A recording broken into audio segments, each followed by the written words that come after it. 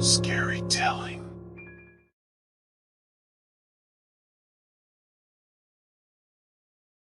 I am the last survivor of the city of New York. I don't know how long I'll last or if anyone will ever hear my story, but I need to get it out there. 1 week ago, the angels descended to Earth, promising to bring humanity to paradise. The world's military forces fired upon them, mistaking them for a threat. That was a fatal mistake. The angels retaliated, unleashing a wave of destruction unlike anything the world had ever seen. They decimated entire cities, leaving only a few survivors behind. I was one of them. Now I roam the empty streets, scavenging for supplies and trying to stay alive. I've seen things that would make most people lose their minds. Bodies piled up in the streets, buildings reduced to rubble, and the constant sound of their wings beating overhead.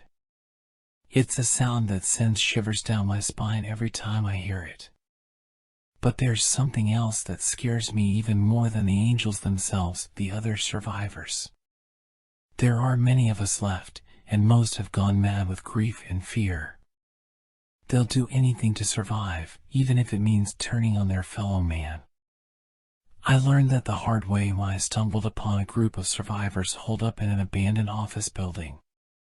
They welcomed me at first, but it wasn't long before I realized they were only interested in what I had to offer, my supplies and my weapons.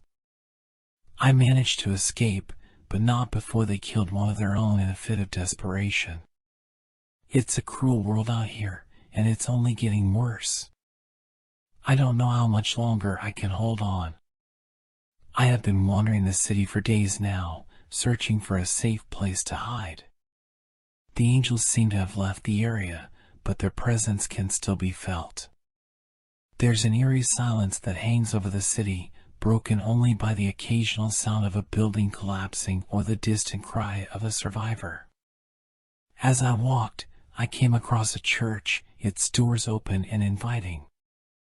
I hesitated at first, unsure if it was a trap or if the angels had left it there as a safe haven. But I was desperate for shelter, and I took my chances. The interior of the church was dimly lit, but I could make out the outline of a figure sitting at the altar. As I approached, I realized it was a man dressed in a priest's robe.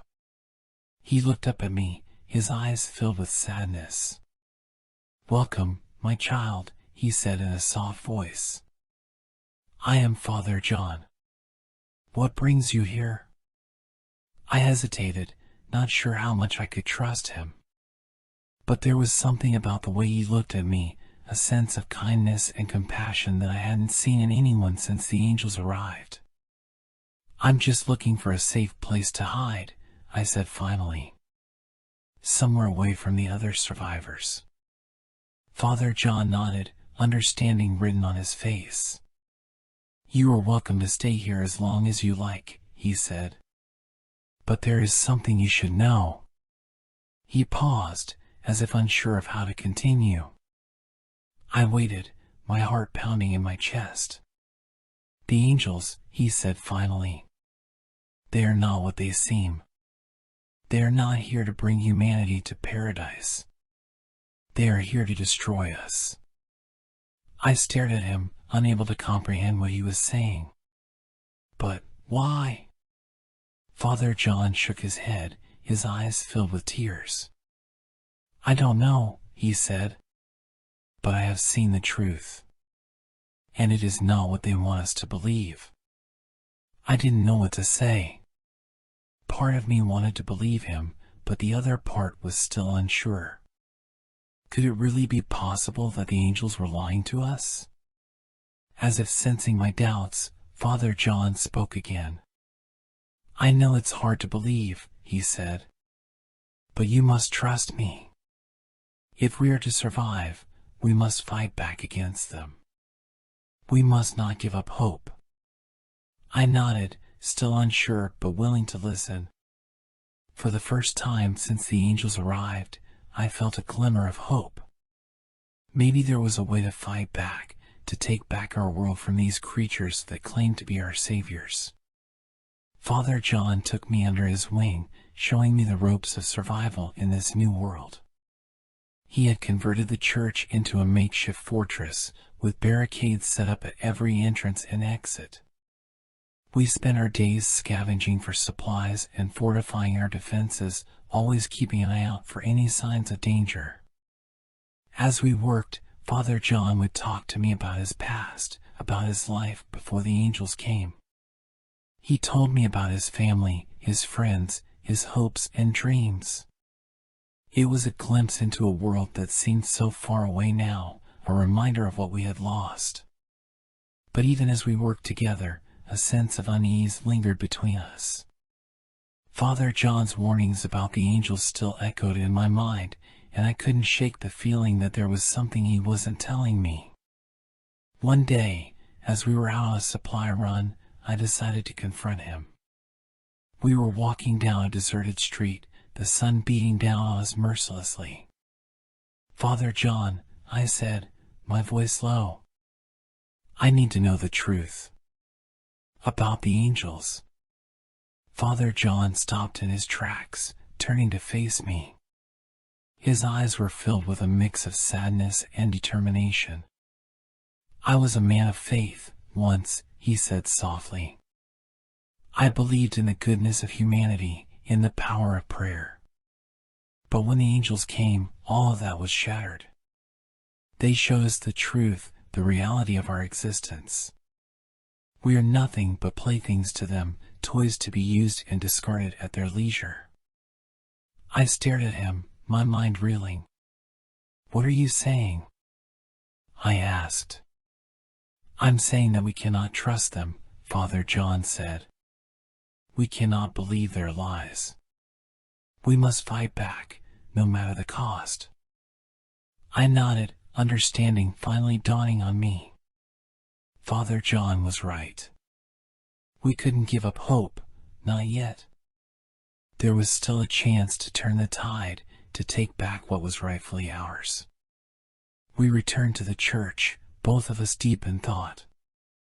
As we began to make plans for our next move, a sound broke through the silence, the sound of wings flapping. We froze, our eyes meeting in a shared sense of dread.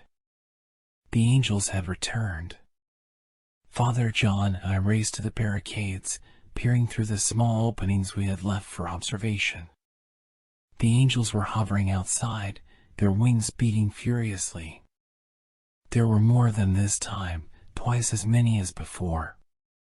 We watched in horror as they began to descend, their eyes fixed on the church. Father John grabbed my arm, his grip tight. "We have to fight," he said, his voice low but steady. "We can't let them take us without a fight." I nodded, my heart racing. We had no choice.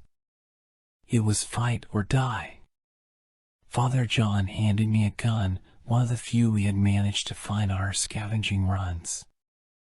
I held it tightly, my fingers shaking. The angels were getting closer now, their forms becoming clearer in the bright sunlight. They were beautiful, with wings that shimmered like golden eyes that glowed with a strange light. But beneath their beauty, there was something dark and sinister. Something that made my blood run cold. As they began to attack, we fought back with everything we had. The sound of gunfire echoed through the church, mixing with the sound of wings flapping and glass shattering. I don't know how long the battle lasted. It felt like an eternity, with time stretching and twisting in strange ways. But finally, it was over. The angels lay dead or dying on the ground, their wings torn and broken. Father John and I stood among the ruins, breathing heavily. We had won, but at what cost? As we looked around us, a sense of horror washed over us. The city was in ruins, its people gone. We were alone, two survivors in a world that had been destroyed. Father John looked at me, his eyes filled with a mix of sadness and determination. "We have to keep going," he said. We can't give up now. There's still hope, still a chance for a better future. I nodded, my throat tight with emotion. He was right. We couldn't give up, not yet. There was still so much left to fight for. And so we set off into the unknown, two survivors in a world that had been ravaged by angels. But we were not alone. We had each other, and the hope that someday, somehow, we would find a way to reclaim what was rightfully ours.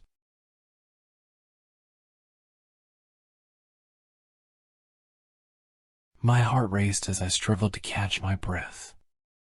My hands were tied tightly behind my back, and I could feel the sweat trickling down my forehead. I tried to scream, but my voice was barely a whisper. I had been drugged and kidnapped, thrown into a coffin, and buried alive.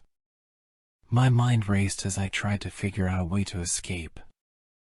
I had to stay calm, think rationally, and come up with a plan. As the minutes passed, my fear grew. The air was thinning, and I knew I didn't have much time left. I closed my eyes and focused on my breathing, trying to slow down my heart rate. Suddenly, I heard a faint cry, and my heart sank. It was a baby's cry, and it was coming from the coffin with me. I felt a surge of panic and desperation, and I knew that I had to act fast. I started to dig, using my fingers to claw through the dirt and wood surrounding me.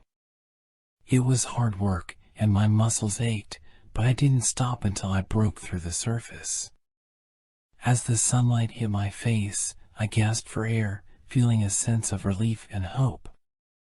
But then I heard footsteps approaching, and I knew that my ordeal was far from over.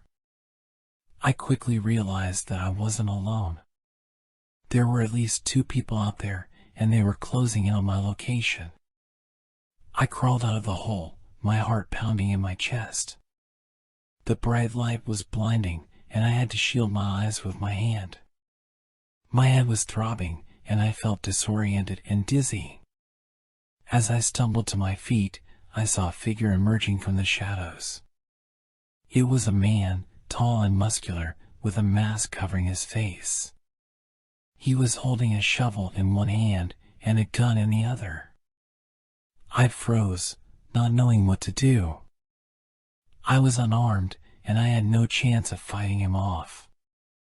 I could see the coldness in his eyes, and I knew that he was capable of anything. "Welcome to your new home," he said, with a sinister smile. My heart sank, and I knew that my nightmare was just beginning. The man grabbed me by the arm and pulled me towards a small cabin in the distance. I stumbled along behind him, my mind racing with fear and confusion. As we entered the cabin, I saw a woman standing there, her face twisted in a cruel smile. She was holding the baby, still crying and sputtering. "Your new family," she said, handing me the baby. "Take care of her, or else." I looked down at the tiny, helpless creature in my arms, feeling a sense of responsibility and dread. I had no idea what was going on, or why they had kidnapped me and the baby. But I knew one thing for sure: I had to protect her at all costs. The next few days were a blur of fear and uncertainty. I was forced to take care of the baby, feeding her and changing her diapers, while the man and the woman watched my every move. I tried to escape several times, but each time I was caught and punished. They beat me, starved me, and threatened me with the worst kinds of torture. But I never gave up. I knew that the baby was my only hope, my only reason to keep going. As the days turned into weeks, I started to notice strange things happening around me. The cabin seemed to be haunted, with strange noises and eerie shadows lurking in the corners. And then, one night, as I was rocking the baby to sleep, I heard a faint cry coming from beneath the floorboards. I carefully put the baby down and started to investigate the source of the sound. I lifted one of the floorboards and saw a small opening leading to a dark tunnel. My heart racing, I crawled through the tunnel, not knowing what to expect. It was damp and musty, and the air was thick with the smell of decay. As I emerged from the tunnel, I found myself in a dark chamber filled with strange objects and symbols. There were candles burning in the corners, and the walls were covered with strange writing. And then, I saw her. A woman, pale and ghostly, with long black hair and sunken eyes. She was staring at me with a look of terror and desperation. "Help me," she whispered, her voice barely audible. "They buried me alive." I felt a chill run down my spine, realizing that I was not alone in my nightmare. The woman was trapped, just like me, and she needed my help.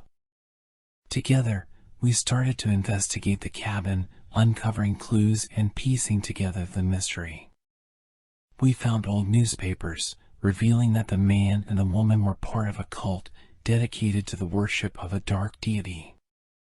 We also found evidence of their crimes, a hidden room filled with weapons, torture devices, and human remains.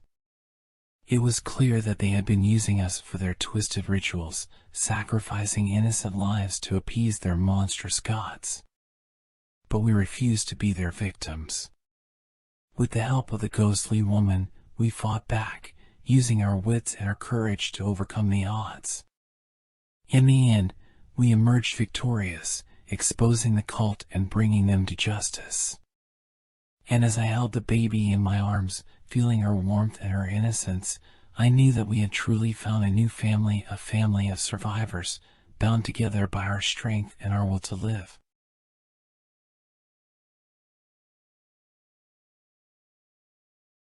I never thought I would be in a situation like this. Stranded at sea, no food or water left, and no hope for rescue. We were all on the brink of death, and I could see it in everyone's eyes.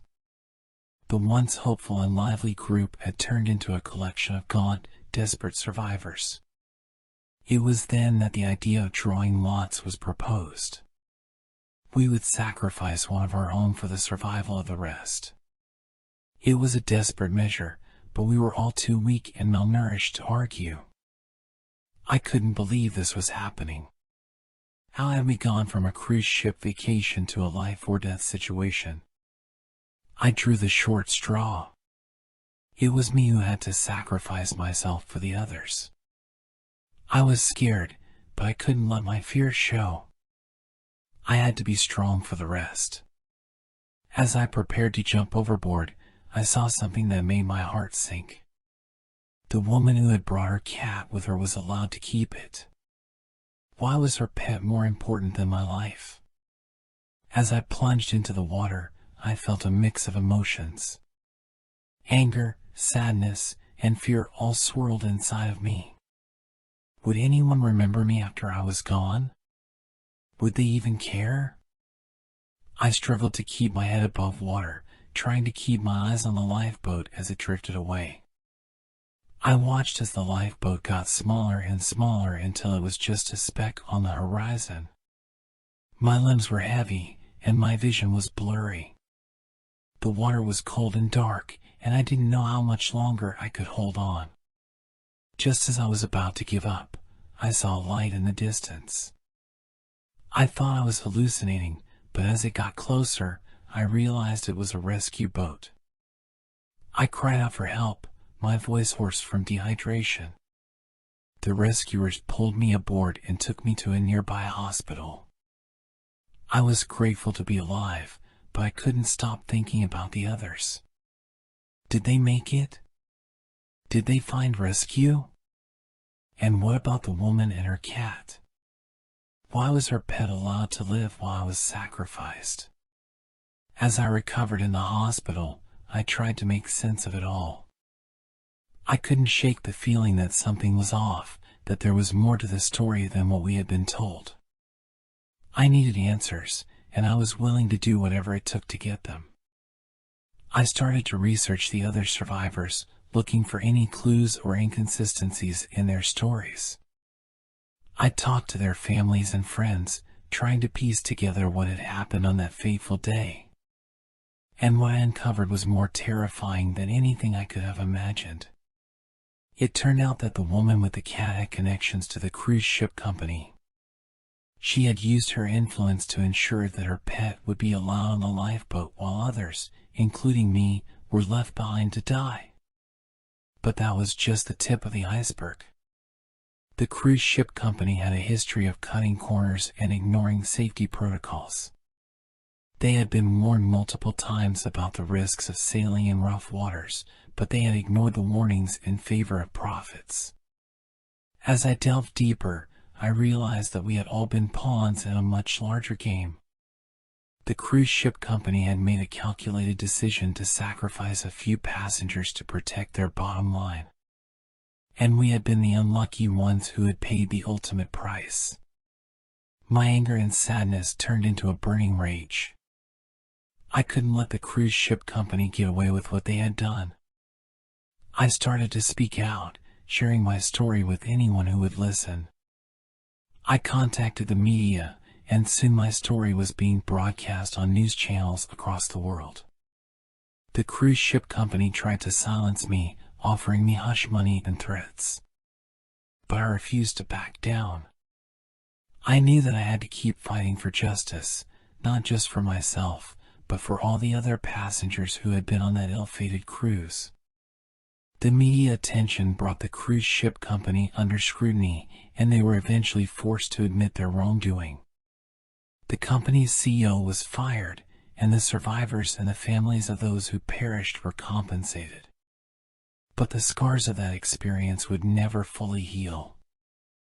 I had lost a child and almost lost my own life, all because of the greed and negligence of others. And I knew that I would never fully trust the safety of the sea again. In the end, the sacrifice that I had been forced to make had led to something greater than myself. It had led to a reckoning for those who had put profit over human life. And though the pain would always be with me, I knew that my story could help prevent similar tragedies from happening in the future. As I looked out at the sea, I couldn't help but think of all the untold stories and secrets that lay beneath the waves. The ocean was a force to be reckoned with, a reminder of the fragility of human life. But it was also a source of resilience and strength. I took a deep breath and closed my eyes, letting the sound of the waves wash over me. The future was uncertain, but for now, I was alive.